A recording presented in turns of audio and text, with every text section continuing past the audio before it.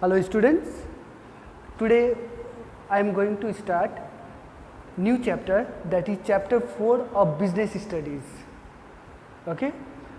In this chapter 4, the chapter name is business services. In this business services, before discussing about the business services, let us discuss about the service sector. In service sector, it includes various types of activities. Various commercial firm engage in, it can be banking also, it can be communication also, it can be transportation also, it can be insurance also, it can be warehousing also, and etc. many more. It means that service sector include many things, that is commercial, where commercial firm engage in banking provided services, insurance company provided services, warehousing, they are keeping goods for a period of time and they are charging rent for that one. In the same manner, transportation, we are carried from one place to another, or goods are carried from one place to another, change of destination also services is there. These all come under the service sector. The service sector constitutes the basic infrastructure which is must for a smooth flow of business activities. In the recent past, the role of the service sector in the Indian economy growing faster than the agriculture and industry. Means nowadays there are three sectors are there: primary sector, secondary sector and tertiary sector. Now more emphasis is given to the tertiary sector. Tertiary means service sector. Why more focus is given? Because primary sector and secondary sector, which support is required, it is provided from tertiary sector. Means if you want a loan, if you want any type of activities, any type of services, the transportation is the means tertiary sector is there to help them out, because production of food grain in one place, but consumption is all over in the country. Therefore, to transport the production goods from one place to another, transportation is required, that come under the service sector. Now, a variety of services are available to meet the changes of economy and the requirement of investor. The significance of service sector is gaining momentum, and it has become major thrust, means it has played a indefinite role for development of the country, for contributing GDP of the country, and for the employment sector. Service sector contribute a lot. Now let us discuss about the characteristics or nature of the services. First, intangible. Intangible means which cannot be seen or touched. Means services cannot be seen or touched. For example, service of a teacher, service of a doctor, we are paying a doctor fee, but instead of that one he is giving one paper only, where he is given one paper prescription only, doctor prescription, but no goods is exchanged between these two. Therefore, we can say that services has been exchanged and he charged for that amount. It means that services cannot be seen or touched. Or if I will take an example, if you went to the cosmetic or any soap and where you buy a certain goods, means whatever the product, packaging, packaging, wrapping, these all activities and communication with you all, these all come under the service sector. It means that services cannot be seen or touched. Next one, lack of homogeneity. Lack of homogeneity means services has to be performed each time according to the demand and acceptance. Means according to the demand and acceptance, we have to provide the services to the customer.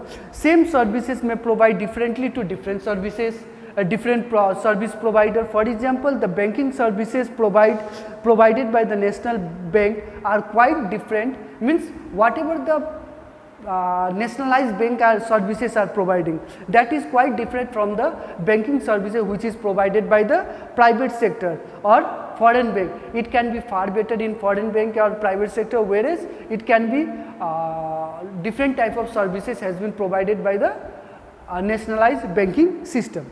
Inventory, third point is about the inventory. Inventory or loss. The main feature of the services is that services are consumed at the same time, means whatever the services you are providing to a certain customer or a person, it is consumed at that time only. It cannot be stored or inventory cannot be created. So there is a need to maintain inventory or stocks of services. If services is not consumed immediately, then it is a total loss. For example, vacant seat in a cinema hall, it is a loss. Non-transferability or inseparability. The services cannot be separated from the provider. Suppose I am providing the services, how I am providing it can be different from the others. Same time of services, how I am dealing with the customer, the other person cannot deal with the same manner while providing services to the customer. It can be different and my can be different. It means the services are non-transferable or transferability. Now, customer participations. Customer participation or involvement must be there to experience a service. That participation of the customer is essential. For example, telephone company provide telephone services. The use of these services provided has to become receive a person other hand who will receive the call, then only services can be exchanged. Suppose I am ringing but he is not receiving the call, then the services cannot be exchanged and all. Now let us discuss about the difference between the goods and services. First, in terms of tangibility, we can say the goods can be seen or touched, but services cannot be seen or touched. Inventory can be created in goods, while services inventory, no inventory is created while delivering services. Inseparable. Services cannot be inseparable, but goods can be separated from provider. Next one, nature. It is an activity or process. Service is an activity or process. Watching a movie, that is also a activity or services for someone. But in goods, it is a physical object, that is example car, TV, these all are the goods. Types. Heterogeneous. Services are heterogeneous in nature, but goods are homogeneous in nature. Now there are various categories of businesses. Various category of business services are there. Business services are there. It can be, first one, banking services, insurance services, and postal and telephone services. Now let us discuss one by one. Now first, in this video I am going to discuss about the banking services. Banking services mean the banking sector, and we can define the banking services in such a way.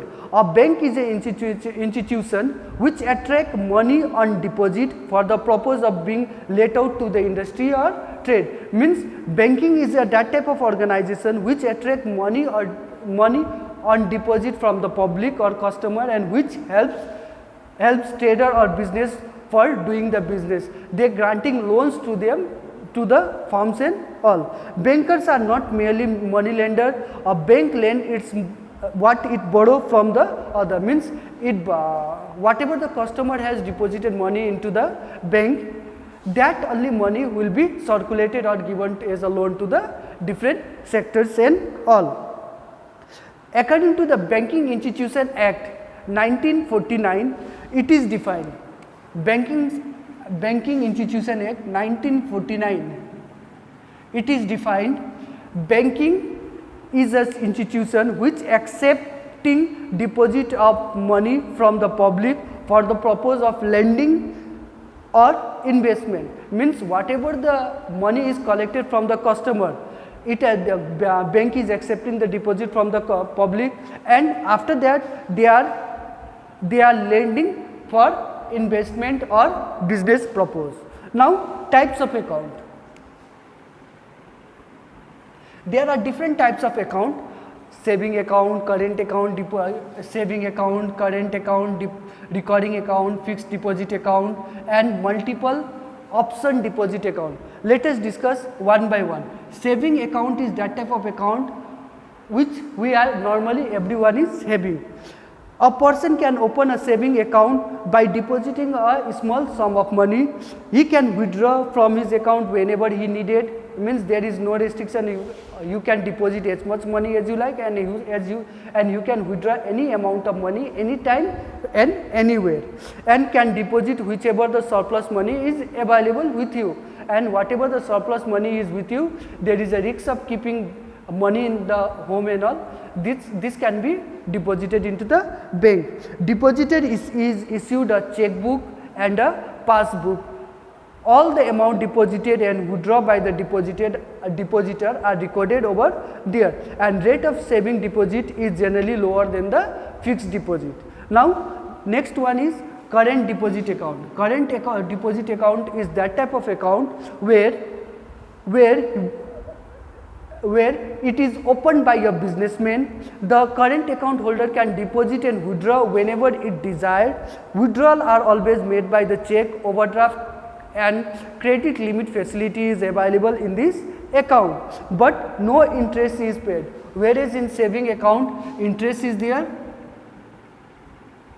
In current account, no interest is given to the customer or businessman. Then now third one is recurring deposit. Recurring deposit account is that type of account where you can deposit a certain amount of money regularly on monthly basis. It can be of same denomination. Suppose you open a bank account for recurring deposit for it can be a time period, 2 years, 3 years, 1 year, it can be. Then recurring deposit can be a fixed amount, say 100 rupees every month for a fixed period.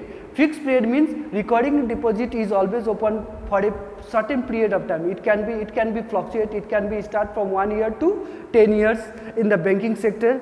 The amount together with interest is repaid on maturity. After the maturity, the amount is paid to you. The rate of interest is much more higher than the saving account.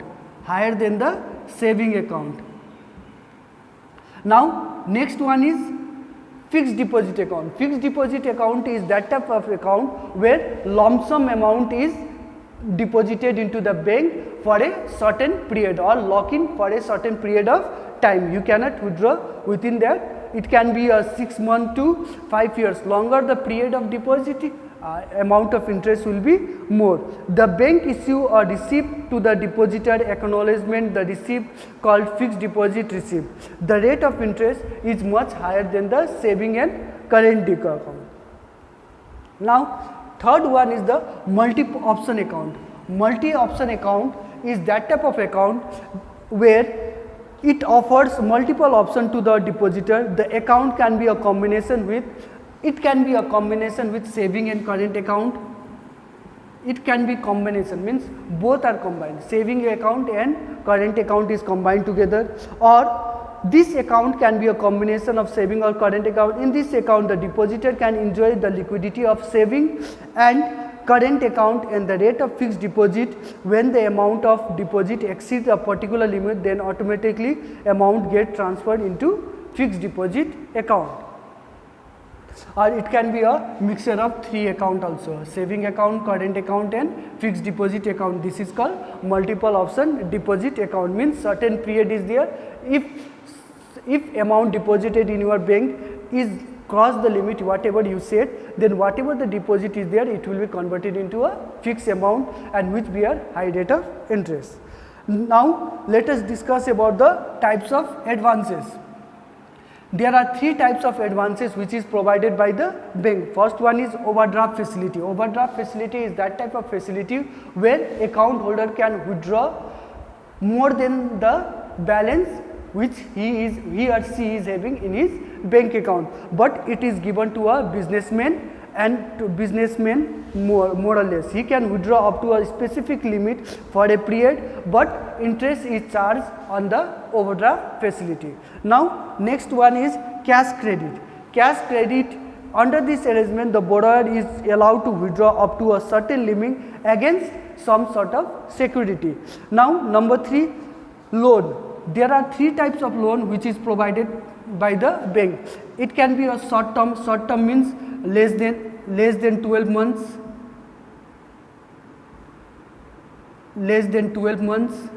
Next one is medium term loan, and last one is long term loan. Long term loan, it may be more than 12 months.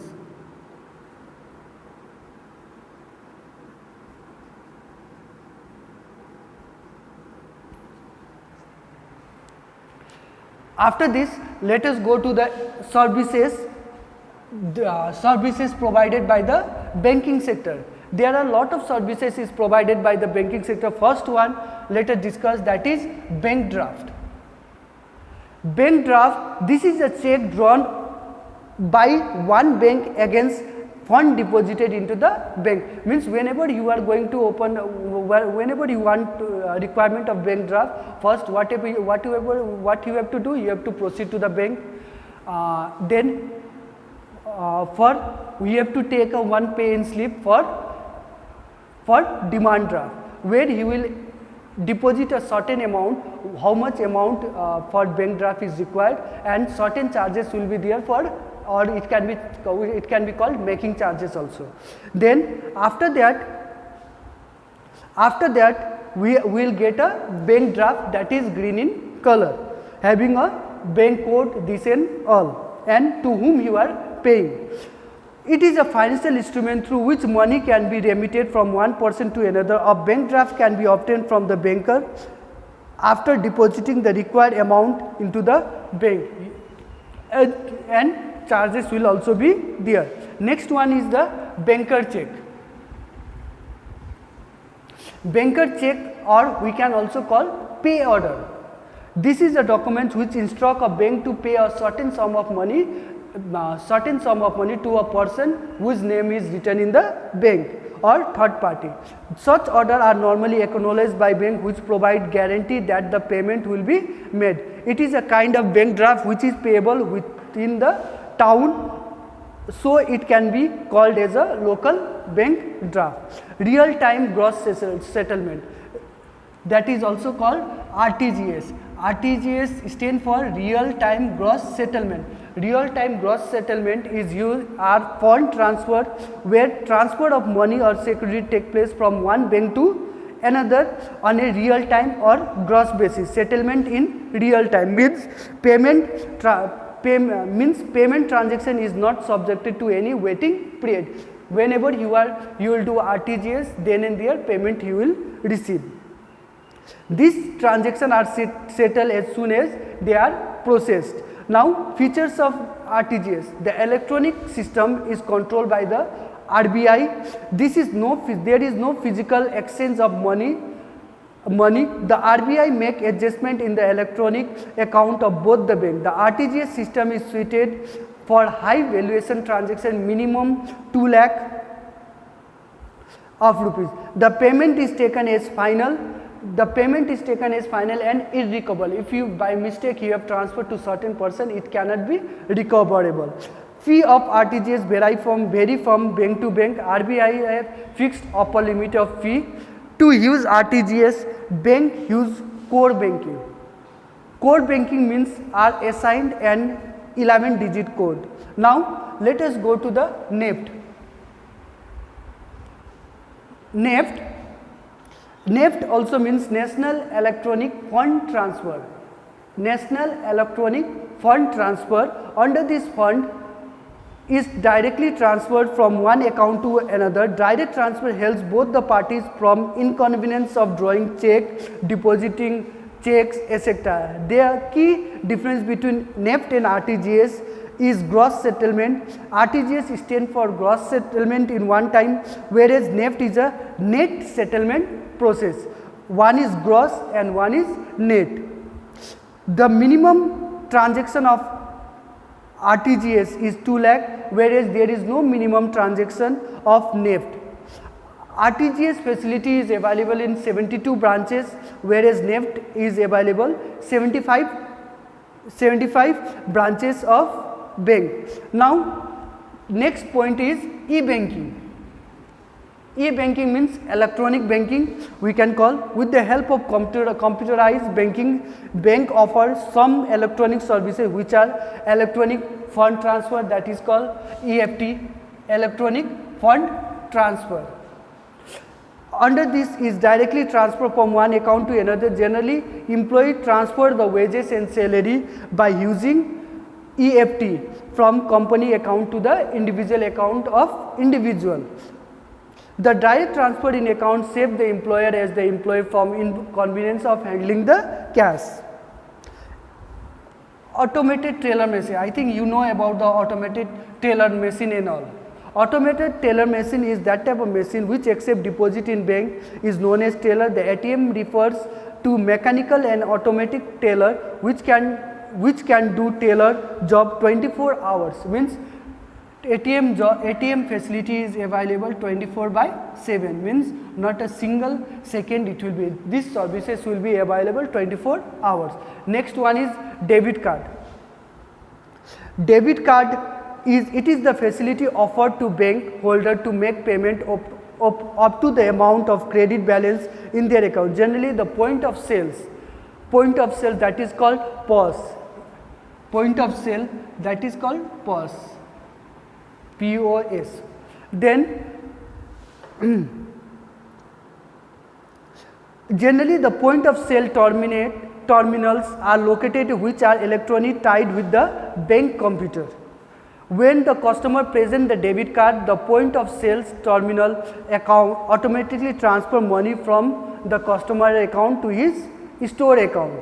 The account holder can pay their bill by attaching their personal computer with the banking computer, etc. Now last one, that is called credit card.